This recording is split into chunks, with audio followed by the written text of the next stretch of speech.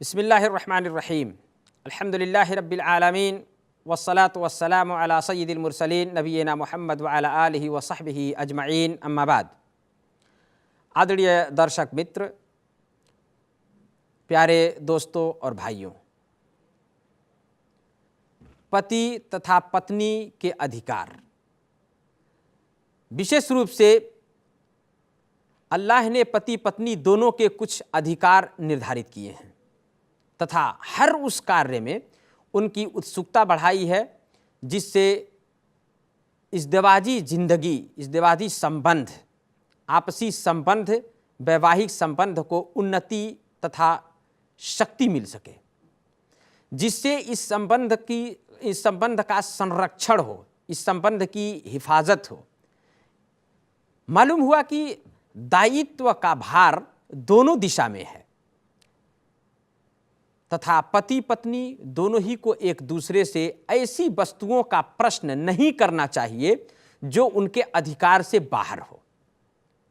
जैसा कि अल्लाह ने कुरान में फरमाया है कि वलाहुन्ना मिस्लुल्लज़ी अलैहिन्ना बिल मारूफ, कि उनके लिए भी उसी प्रकार अधिकार है जिस प्रकार उनके ऊपर पुरुषों के हैं अच्छाई के साथ। पुरुषों के भी अधिकार हैं पत्नियों पर, महिलाओं पर, और इसी प्रकार पति जो है पत्नी का भी अधिकार है अपने पति पर। लेकिन ऐसी चीज की मांग किसी एक दूसरे की तरफ से ना हो कि जो दूसरे के लिए मुश्किल गुजरे, तथा इस प्रकार सहिष्णुता, त्याग तथा दान की अति आवश्यकता है ताकि जीवन चक्र चलता रहे, कहीं रुके ना। एक दूसरे को समझना, एक दूसरे के साथ सद्व्यवहार करना, एक सम्मानित परिवार की स्थापना करने के लिए ये चीज़ें अति आवश्यक हैं। और पत्नी के कुछ अधिकार हैं उसके पति के ऊपर, और उन अधिकारों का हम यहाँ आपके सामने कुछ बिंदुओं में वर्णन करना चाहते हैं और वर्णन करने जा रहे हैं। पहला जो अधिकार है पत्नी का उसके पति के ऊपर, और वो ये है कि खर्च तथा आवास, रोटी, कपड़ा, मकान जिसको कहा जाता है, ये चीज़ें हैं। पति के लिए अनिवार्य है कि वो अपनी पत्नी के खाने, खर्च, वस्त्र तथा अन्य आवश्यकताओं की पूर्ति का दायित्व ले, जिम्मेदारी ले वो पत्नी का। उसका खाना, उसका पीना, उसके रहने के लिए उसकी अन्य आवश्यकताएं जो हैं उसको पूरा करने की जिम्मेदारी वो ले। उसके लिए उचित आवास का प्रबंध करे, रहने के लिए अच्छा मकान, अपने शक्ति भर जो मकान है उसको करे। अगरचे पत्नी मालदार ही क्यों ना हो, फिर भी पति के ऊपर है कि वो पत्नी को अपने आवास का प्रबंध करे। खाना खर्चा की मात्रा के विषय में अगर कहें तो कितना दे, तो पति की आय के अनुसार जितना वो कमाता है, जिस हिसाब से खाता है, उसमें इसराफ अर्थात अनर्थ या अति आवश्यक खर्च, यानी खर्च जितना होना चाहिए, जितने में चल जाए उससे ज़्यादा का खर्च, अथवा कृपणता, कंजूसी भी ना करे और ज़्यादा भी ना करे। जो आय है उसकी, जो आमदनी जितना कमाता है उसी के हिसाब से अच्छाई के साथ खाने खर्च का चयन होगा, का इंतखाब होगा। जैसा कि अल्लाह ताला का फरमान है कि कुरान के अंदर अल्लाह ने कहा कि समाई अर्थात सामर्थ्य वालों को अपनी समाई, अपनी ताकत, अपनी शक्ति के अनुसार खर्च करना चाहिए, और जिसे उसकी रोजी नपी तुली मिले, थोड़ी मिले और कम हो, तो उसे चाहिए कि अल्लाह ने जो उसे कुछ दिया है वो उसी में से खर्च करे। जितना अल्लाह ने दिया है उसी के हिसाब से खर्च करे, और जिसको अल्लाह ने ज़्यादा दिया उस पर कंजूसी भी ना करे। ये दोनों चीज़ें, दोनों सीमाएं हैं। इसी प्रकार उचित है कि खाने खर्च पर कोई उपकार पति न जनाए, कोई उपकार न जताए, एहसान न जताए या इस प्रकार अपमान हो, बल्कि अल्लाह के कथा अनुसार अच्छाई के साथ हो। बिल मारूफ अल्लाह ने कुरान के अंदर कहा कि अच्छाई के साथ हो, इसलिए कि खाना खर्च कोई उपकार नहीं, बल्कि ये पति के ऊपर पत्नी का अधिकार है, अधिकार है जिसको वो पूरा कर रहा है, जिसे उसे अच्छाई के साथ देना चाहिए और पूरा करना चाहिए। इसी प्रकार पत्नी संतान पर खर्च करने का इस्लाम में बड़ा ही पुण्य बताया गया है। पत्नी पर, अपनी संतान पर खर्च करने के विषय में बड़ा पुण्य बताया गया। अल्लाह के रसूल सल्लल्लाहु अलैहि वसल्लम ने फरमाया कि यदि पुण्य की आशा में कोई अपने परिवार पर खर्च करता है तो ये उसके लिए सदका है, दान है, यानी उस पर भी उसको पुण्य मिलता है। इसी प्रकार एक अन्य हदीस में अल्लाह के रसूल सल्लल्लाहु अलैहि वसल्लम ने फरमाया कि अल्लाह की प्रसन्नता के लिए तुम जो भी खर्च करते हो उस पर तुम्हें पुण्य मिलता है। अल्लाह की प्रसन्नता के लिए एहसान न जताए, तो जो भी खर्च करता है उसमें उसको पुण्य मिलता है।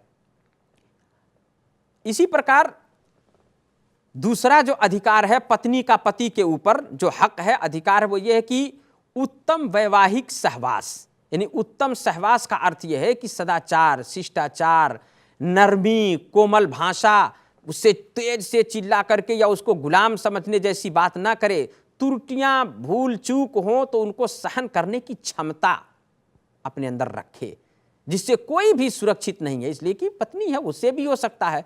अल्लाह ताला का फरमान इस विषय में है।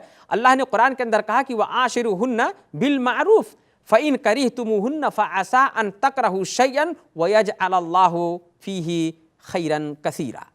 अल्लाह ने फरमाया, कहा कि उनके साथ, यानी पत्नियों के साथ उत्तम सहवास अर्थात सद्व्यवहार करते रहो।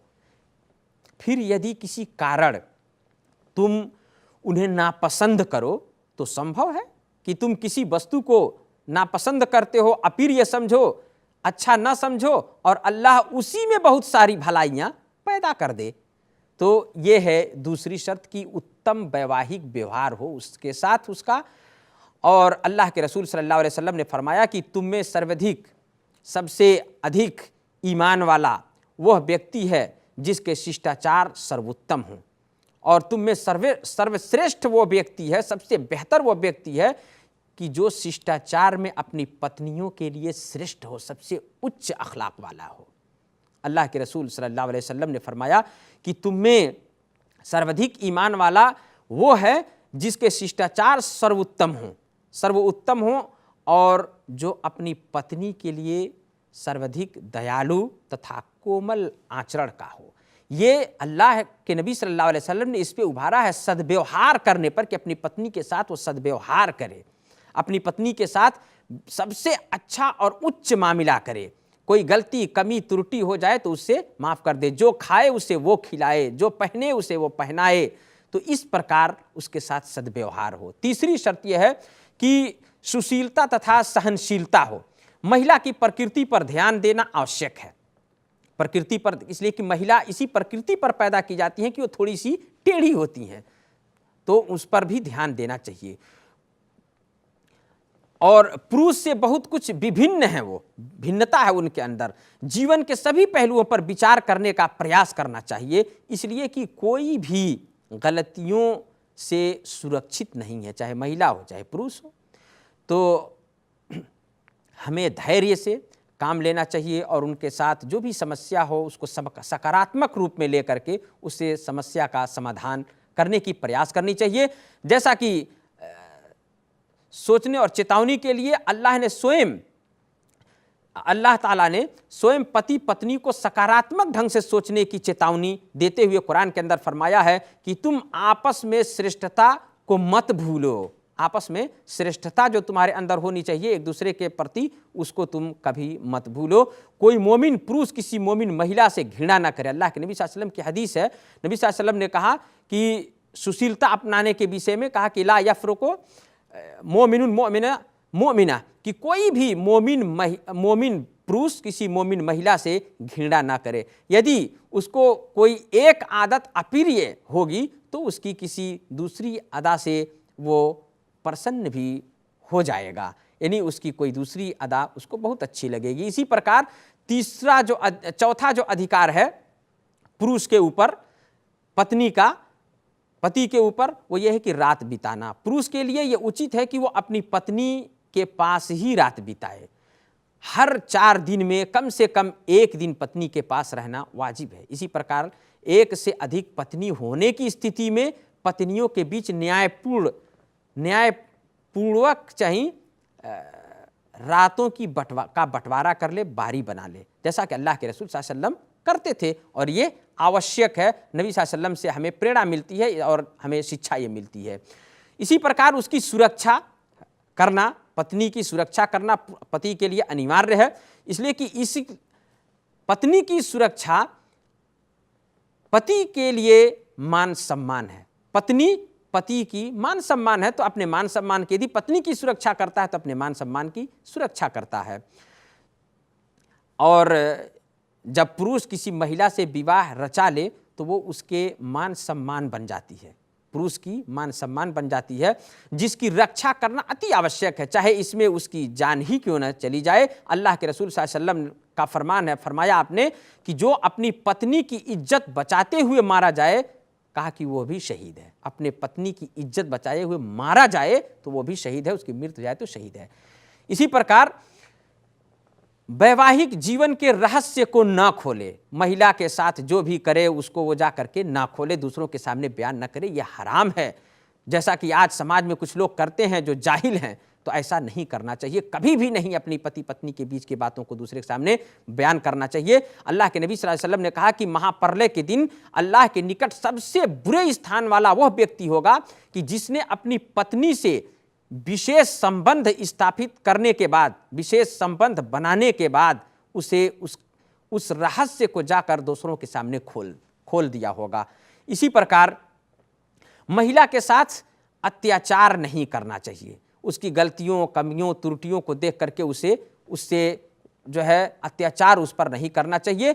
और इसी प्रकार पत्नी के शर्तों की पाबंदी हो, मोहर जो दिया है या विवाह करते समय जो भी शर्त, जायज शर्त जो महिला की तरफ से है, महिला ने रखा है, उसको पूरा करना भी अनिवार्य है, मोहर देना अनिवार्य है। अल्लाह से प्रार्थना, अल्लाह हम सबको जो पति हैं अपने पत्नियों की पूर्ण रूप से उनके अधिकार को देने की तौफीक प्रदान करे और पति पत्नी के इस जीवन को खुशहाल जीवन हमें बनाने की तौफीक प्रदान करे। आमीन।